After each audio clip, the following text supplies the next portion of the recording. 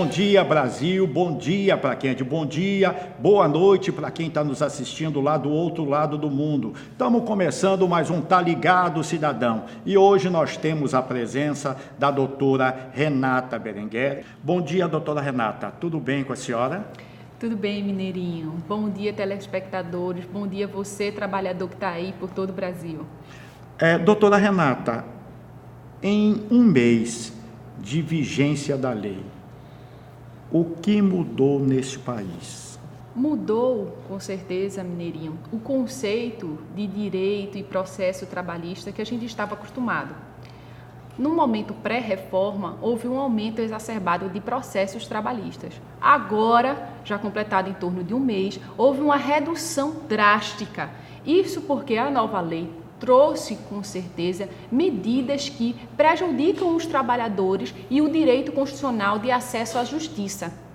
Mas, diante de todo esse cenário, o trabalhador precisa, sim, se deparar com uma quebra de seu direito, procurar um bom advogado, procurar a participação sempre contínua de sindicatos que estão capacitados com o direito trabalhista atual, moderno, diante dessa reforma. E isso se faz, com certeza, Mineirinho, porque a nova lei tem diversos itens inconstitucionais. E hoje tem que haver uma preocupação do profissional, nosso profissional da área jurídica, de requerer judicialmente a inconstitucionalidade para que seu cliente ele não seja lesado, não seja alvo aí de diversas decisões arbitrárias que vêm sendo proferidas ao longo do Brasil. Me parece que esse é um momento, com certeza, de turbulência, de decisões esdrúxulas, de decisões que prejudicam demasiadamente o empregado. Parece que os juízes que já tinham essa visão se aproveitaram dessa lei para se encorajar e prejudicar os trabalhadores. Mas essas decisões, elas não podem ser tidas como regras, porque a lei da reforma trabalhista trouxe muito prejuízo ao empregado, mas ainda encontra-se em vigor e sempre estará em vigor o direito do trabalho como direito social, um direito constitucional. Então, você, trabalhador, não se deixe abater. Teve o direito lesado, procure um bom profissional, porque nós ainda temos e sempre teremos que lutar pela dignidade da pessoa humana nesse país. Doutora Renata, na opinião da senhora, qual dessas medidas tomadas aí com a reforma trabalhista que mais afeta a Constituição Federal? Dentro de todas essas medidas que mais afetam a Constituição Federal, Mineirinho, excelente pergunta, inclusive, é com certeza sobre o benefício da justiça gratuita, que ele foi limitado perante essa nova lei de Temer. Inclusive, hoje em dia, a gente tem direitos processuais comuns, direitos mais amplos do que os trabalhadores atualmente têm. O benefício da justiça gratuita é aquele benefício que confere ao empregado, certo? A isenção de custas, confere ao empregado o direito de não pagar custas, de não pagar honorários advocatícios, sucumbenciais, certo? E é uma proteção máxima que é absolutamente inconstitucional a lei da atual norma trabalhista em vigor. Isso porque nós temos que ter a preservação da dignidade da pessoa humana e da isonomia. Ora, se existe uma lei dentro do nosso país que beneficia, certo, as pessoas por esse benefício a não pagarem custas e honorários de sucumbência, até mesmo honorários periciais, por que o trabalhador não tem este mesmo direito? É verdade. Por que não tem? Isso é absolutamente inconstitucional, isso feriu o acesso à justiça, isso feriu a dignidade da pessoa humana, isso feriu a isonomia. Com certeza, ao meu ver, esse foi o principal prejuízo ao trabalhador. Agora, a gente está vendo muito que alguns juízes, nós tivemos um caso na Bahia, onde um trabalhador foi condenado a pagar as custas processuais, os honorários advogatícios da parte, e em São Paulo também já tivemos vários casos, inclusive de petições que entraram antes da sanção da lei. Esses casos, como é que um trabalhador, através do seu advogado, do seu defensor, pode quebrar na justiça? Bem, Nerinho, ele pode quebrar na justiça através do requerimento de inconstitucionalidade da norma. É claro que a advocacia trabalhista, ela vem durante muito tempo sendo vulgarizada. Ela está em discussões mais primárias, é aquele velho copiar e colar, e parece que eles se acomodaram nesse ambiente. Você, empregado, que se está numa situação como essa, não está se sentindo confortável com um profissional, procure porque você tem direito. A qualquer tempo você pode requerer a inconstitucionalidade da norma. Você precisa recorrer, inclusive durante todos esses lugares no Brasil, eu passei, acompanhei várias palestras, seminários sobre a reforma trabalhista, com desembargadores, e todos eles falavam: peçam, requeiram a inconstitucionalidade, porque nós, como julgadores, nós vamos proferir. Então, isso vai ser simplesmente um dever e um poder que o advogado vai ter em mãos para proteger o empregado. É isso que deve ser feito. Uma outra norma que foi criada é a da demissão coletiva, né, sem que haja participação dos sindicatos. Quer dizer, é uma coisa absurda, né? Com certeza, é um fator absurdo e temeroso.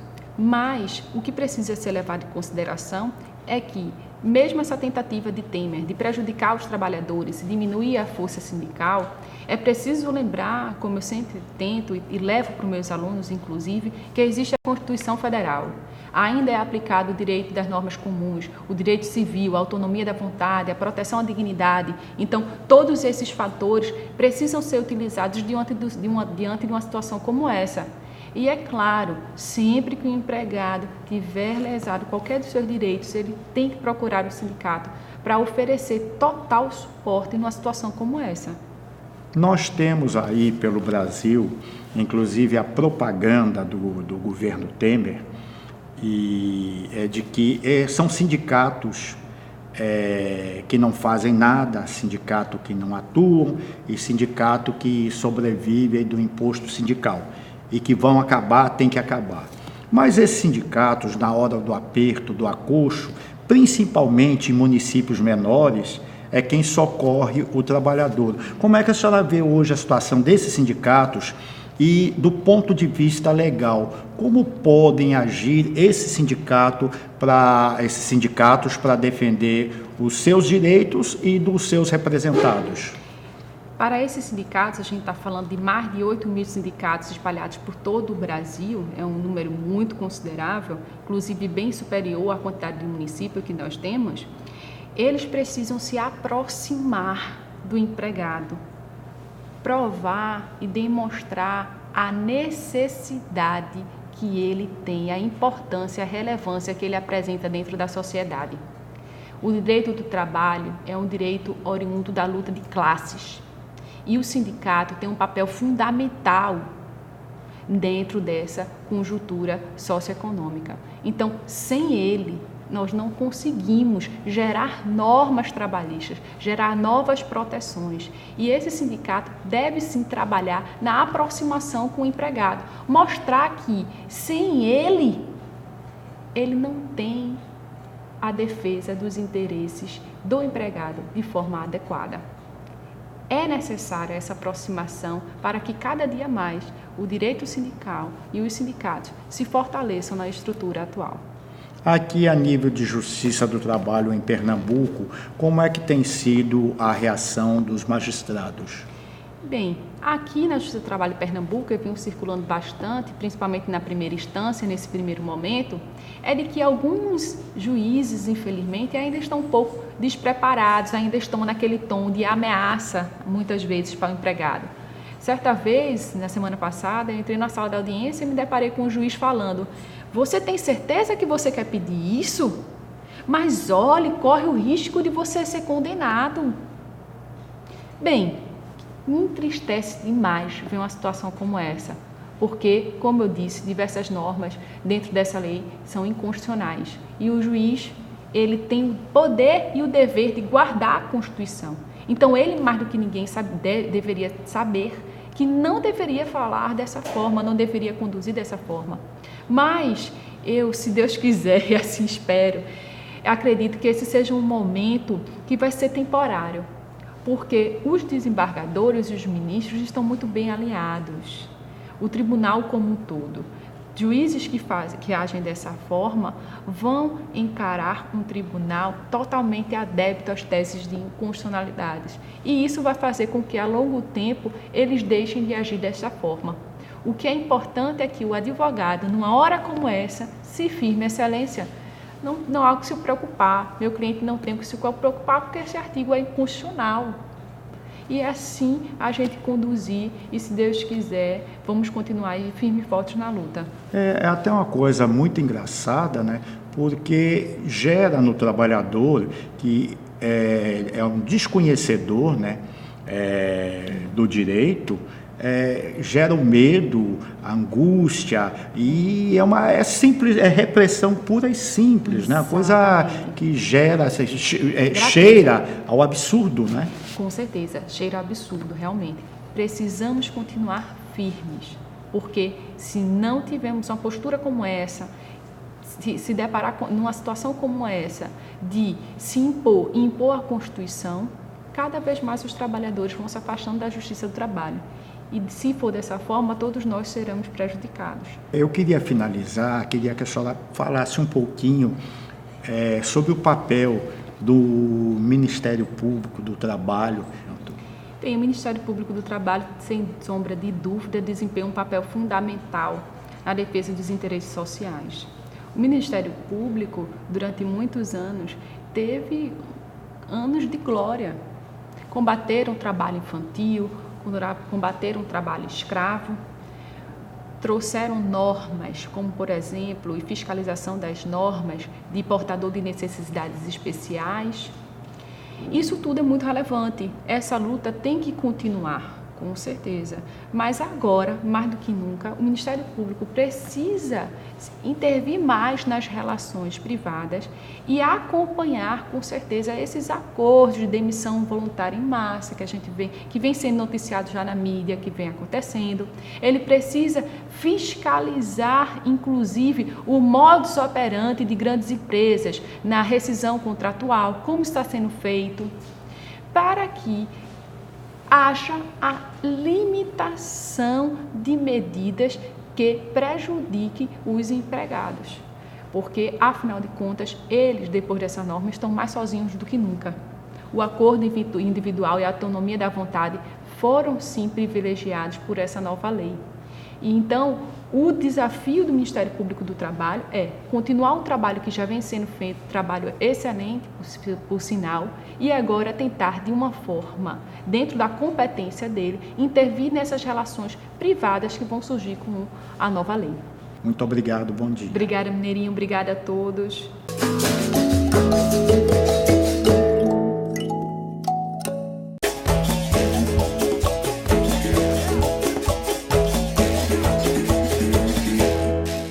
Nós brasileiros hoje pagamos um combustível muito caro. Sabem por quê? É a nova política adotada pela Petrobras, pelo atual gestor Pedro Parente. Ele está atrelado ao mercado internacional e não mais tem a estabilidade que tinha anteriormente, se adequando ao mercado nacional.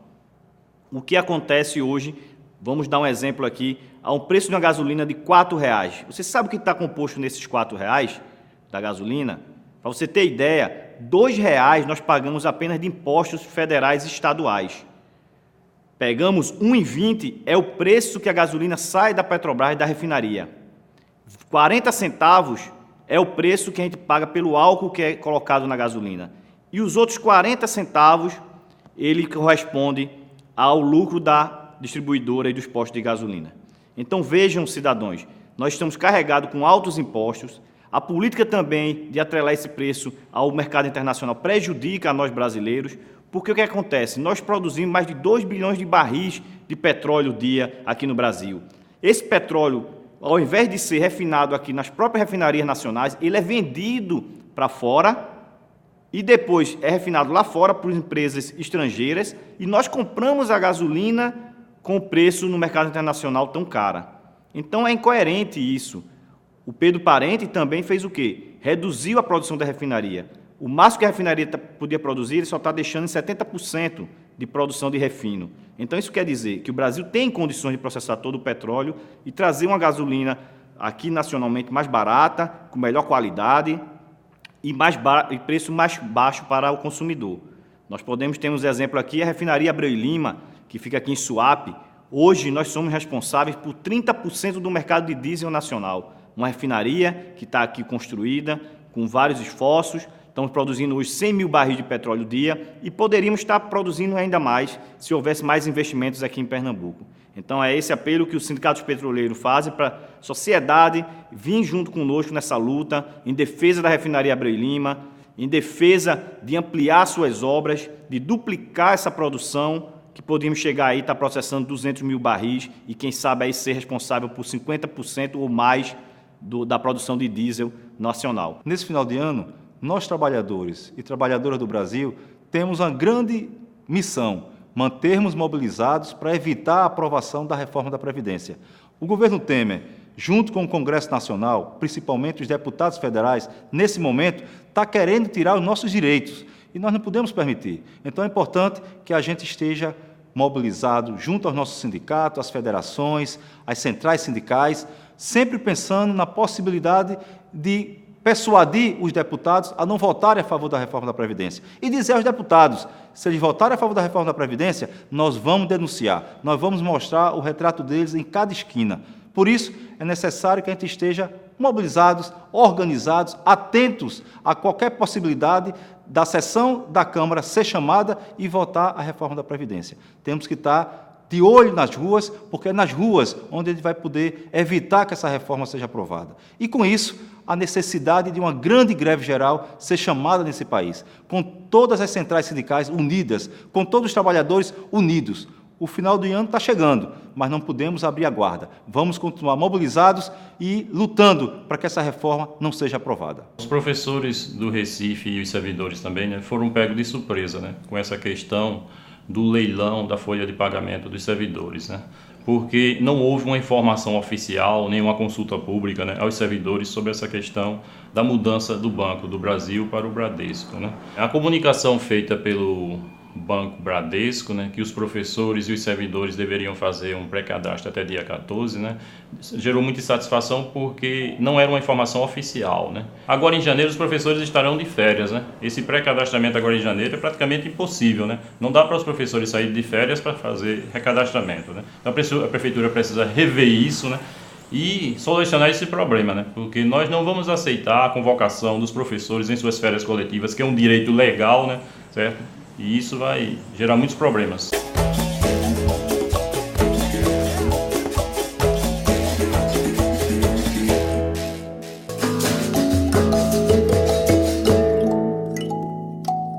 Olá, gente, bom dia. Estamos aqui com a nova tecnologia, que é a criolipólise de contraste. Você vai ter um percentual a mais no resultado da sua criolipólise. Você terá 40% da gordura localizada numa única sessão. Isso sem cortes, sem nenhuma cirurgia.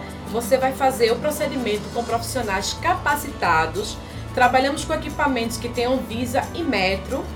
E a gente está com a nova máquina para estar fazendo esse novo tratamento. Não existe dor, é só uma sucção e a morte das células de gorduras pela baixa temperatura.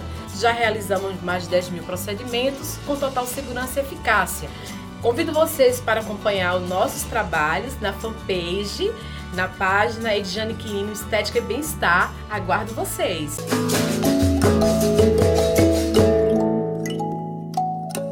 Eu estou com o presidente da CUT, Carlos Veras. Bom dia, Carlos Veras, tudo bem?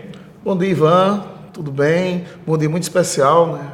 Que bom! Aqueles que nos acompanham, né, nesse domingo agora de manhã, muito importante o seu programa e as informações que você leva ao conjunto da classe trabalhadora nesse estado todo, viu? Grande audiência, olha, do sertão ao cais, viu? Parabéns pelo programa. Não, é verdade, o programa, ele às vezes até eu me surpreendo, né? E quero agradecer as pessoas que estão sempre conosco e que tem esse carinho muito especial pelo programa. Mas eu queria falar com você algo que eu acho muitíssimo interessante, que é a reforma da Previdência. Mas eu queria que você falasse onde ela prejudica e tira direitos do trabalhador rural. Nos trabalhadores rurais, por exemplo, os segurados especiais, hoje têm direito a se aposentarem, as mulheres com 55 anos e os homens com 60. Essa história, viu, Ivan, que o trabalhador rural não contribui com a Previdência, é mentira. Ele contribui sim, só que ele contribui em cima da sua produção e da sua comercialização. Se houver safra, se houver produção, ele contribui. Mas se não houver, ele não pode. Por isso ele é chamado de segurado especial, porque senão ele não tem condições, não tem renda. Então, na proposta do Temer, que ele está dizendo, inclusive, que os agricultores familiares estão fora, é mentira, porque ela obriga o trabalhador e a trabalhadora rural a contribuir individualmente durante 15 anos. Individualmente. E com que dinheiro, com que recurso as famílias vão poder pagar a Previdência? Porque não é só do homem ou da mulher que estiver perto de se aposentar, é de toda a família, porque senão não vão ter direito ao salário maternidade, ao auxílio-doença, à pensão, não terá nenhuma cobertura previdenciária. Então, obriga o trabalhador e a trabalhadora rural a pagar a Previdência Pública de forma individual, sem ter absolutamente nenhuma renda, porque nós estamos, inclusive, aqui no Nordeste, com 7 anos de seca consecutiva. As pessoas mal têm recursos para poder se alimentar, imagina tendo que pagar individualmente a Previdência Pública. Então vai ser um caos e os nossos trabalhadores rurais vão morrer de trabalhar e nunca vão conseguir se aposentar e nenhum outro benefício da Previdência. Estamos de volta com o sindicalista, servidor da Chesf. Bom dia, Fernando, tudo bem? Bom dia, Mineirinho. Bom dia, telespectadores. É um prazer estar aqui no seu programa. Me diga uma coisa, Fernando, a Chesf dá prejuízo ao governo brasileiro? De forma alguma. É tanto que o último balanço de 2016, a Chesf tem um lucro em torno de 3 bilhões e 900 milhões de reais. O que ocorre é o seguinte, Mineirinho, que a sociedade precisa saber. No longo da construção da Chesf, na tarifa de energia se colocou essas construções das usinas do complexo de Paulo Afonso, que está Paulo Afonso, Xingó, Itaparica, ficando fora só a questão de Sobradinho. E aí o governo passado decidiu fazer a renovação dessas concessões por mais 30 anos e passando a parte da amortização do que você pagaria nessa construção da usina, que já foi paga pela sociedade, diminuindo a sua tarifa. Mesmo assim, a Chesf continua dando lucro. Sabemos muito bem que poderia até ser melhor a rentabilidade da Chesf, mas hoje a Chesf tem uma receita fixa para operar e dar manutenção das suas usinas e do seu sistema elétrico. Agora vocês têm acreditam que estão avançando nessa luta contra a privatização? Evidentemente nós estamos avançando, nós temos conseguido mobilizar a classe política, né, de todo o Nordeste. Isso aí teve também uma influência muito grande com a questão da carta dos governadores que fizeram ao governo Michel Temer, né, que foi encabeçada pelo nosso governador aqui de Pernambuco, Paulo Câmara, que a gente quer aqui agradecer a ele por essa iniciativa que ele tomou. E isso aí está influenciando também em outros estados aos governadores, aos políticos se mobilizar em torno do sistema Eletrobras. Porque o que está em jogo é a soberania nacional, é a questão da segurança energética e as questões das águas do Brasil. Porque nós temos que relevar essa questão. A questão não é geração de energia. A questão que está em jogo é a desnacionalidade do sistema elétrico e, ao mesmo tempo, levar nossa água, transpor nossas águas para a China, para outros países que têm dificuldade de territórios e que têm dificuldade com a água. Então, a questão é muito simples. O que está em jogo é exatamente isso, porque a iniciativa privada, Mineirinho, tem espaço para investir no setor elétrico. Hoje, a Chesf, o sistema Eletrobras, ela tem desenvolvido novas tecnologias na área energética, na questão geração eólica, geração solar, e essas parcerias são feitas com iniciativa privada. Então, essa questão das hidrelétricas, nós estamos na contramão da história. Em todo o mundo, hoje, é preservada as hidrelétricas. É o caso dos Estados Unidos. Nos Estados Unidos, só para você ter ideia, quem administra essas usinas hidrelétricas lá é até a Força Nacional, o Exército Americano. Então, é uma questão de soberania. Só para você ter ideia, nós temos notícia que os chineses estão querendo comprar Chesf. Você sabe para quê? Para plantar cana-de-açúcar no São Francisco. E a questão prioritária na venda da Chesf é a questão do São Francisco. O São Francisco precisa ser tratado. E tem a questão da transposição das águas para os nossos irmãos nordestinos, que hoje essa transposição só se dará 100% se tiver uma empresa feita a Chesf administrando as águas. Agora, a venda da Chesf também, ela implica também na venda de todo esse trabalho de pesquisa que tem sido feito aqui no Nordeste, né? Inclusive com energia eólica e outras fontes de energia que a Chesf, que os engenheiros, os pesquisadores da Chesf têm feito, né? Provável privatização da Chesf vai comprometer muito o Nordeste. Quer dizer, isso é um atentado contra os nordestinos, contra a tecnologia, contra as universidades do Nordeste, onde a Chesf tem projetos juntamente com essas universidades para buscar novas fontes alternativas de energia e nova forma de incentivar a engenharia, de incentivar o trabalho técnico, as escolas técnicas, e a Chesf está dentro desse processo, juntamente com o Estado. A Chesf hoje, no Nordeste, ela pratica o dever do Estado.